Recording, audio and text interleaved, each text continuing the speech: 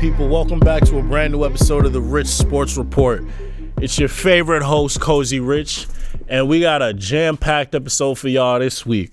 I want to say, first and foremost, after watching this weekend's NFL games, wow. Just straight up wow is all I have to say. I honestly think this is the best divisional round series or divisional round weekend I have ever seen in my 24 years of life. From the Bengals beating the Titans to the Chiefs beating the Bills in a freaking fourth quarter overtime thriller to Tom Brady almost having another 25-point comeback. Like, man, this weekend's divisional round series was just crazy. But I know you guys saw the games. I know you guys were astonished at Patrick Mahomes and Josh Allen dueling. I know you guys saw Jamar Chase just absolutely destroy that Titans defense. And I know you guys also saw Aaron Rodgers choke once again versus the 49ers at home in sub-zero weather.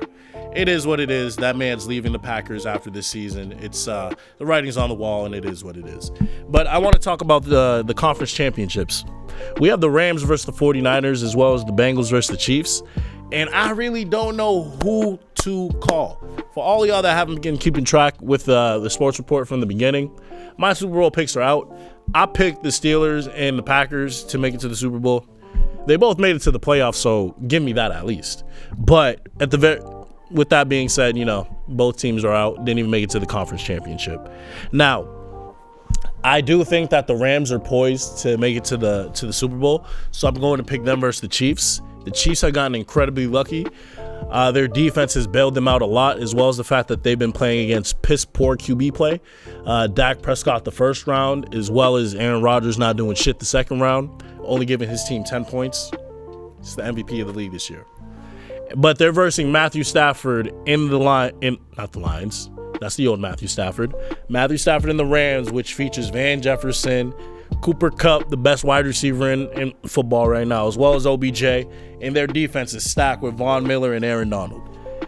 I don't know, but I don't think the 49ers can overcome that with Jimmy Garoppolo, who's been playing underperforming in the playoffs to my expectations. So I'm going to pick the Rams to beat the 49ers to go to the Super Bowl. And when it comes to the Bengals versus Chiefs, after seeing Patrick Mahomes score a touchdown or get a field goal with 13 seconds left versus the Bills and Josh Allen, and then go down the field to score once again in overtime, I know never to bet on that man unless he's playing Tom Brady. Then you bet on him every single time. But Tom Brady ain't in the playoffs anymore, and I don't see Josh Burrow in the Bengals beating the Chiefs, especially in the shootout. So it's going to be the Rams versus the Chiefs in the Super Bowl, and we're going to see in 2 weeks that matchup, to my best belief. Well, I'm going to see you next week, and we're going to confirm that. But let's get back into my favorite sport. Let's talk about the NBA. Not a lot has been happening over the course of the last couple weeks. There's been injuries. There's been inconsistent play. Jason Tatum just dropped 51 yesterday versus the Wizards. Snapped a shooting drought. Good for him, but I need to see some consistency from him. But one thing I want to talk about is James Harden. James Harden is, a lot of people's favorite shooting guard, favorite lefty, top shooting guard in the league amongst all consensus. And he may be unhappy on the Nets and may be looking to jump ship and go to a different team next year. Why? His contract, he has a player option which he can decline and become a free agent after this, which he's planned, which everyone expects him to do. Daryl Morey is on Philly. Ben Simmons is on Philly. Their contracts are roughly the same size. It looks like a good play. But it looks like James Harden is going to test free agency this summer, which is a very big hit for the Nets if they want to keep their big three together. It looks like he's unhappy because of Kyrie Irving being a part-time player, as well as the fact that New Jersey sucks as a state and doesn't have the strip clubs that Houston has, and state taxes. When you go from paying zero state taxes to go to New Jersey, which has high state taxes, I can understand why the fuck you want to get the fuck out of there. I also wanted to talk about John Wall. Now, John Wall has not been talked about at all for the last 3 seasons because this man has been injured and just not playing. But the reason why I wanted to bring him up is because there's been recent trade talks that the Lakers are looking to acquire him for Russell Westbrook. LeBron might be the worst GM in the fucking world, in my opinion. because when you think about this, a trade like that, and that's just me, putting my 2K hat on. When you look at those two players, Russell Westbrook, John Wall, they have roughly the same stats. They have roughly the same shooting numbers.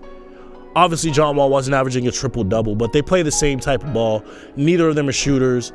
Both of them relied on their athleticism in their prime, and they both like to attack the basket and use their speed.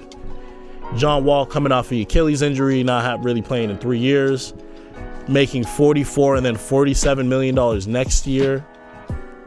I don't know if you do that trade if I'm the Lakers, especially if you're getting the same product back. And then you got to integrate him into the Lakers team itself. That's a lot to do before the playoffs, as well as you got the fact that LeBron is getting older. I don't know. I don't think the Lakers should do it.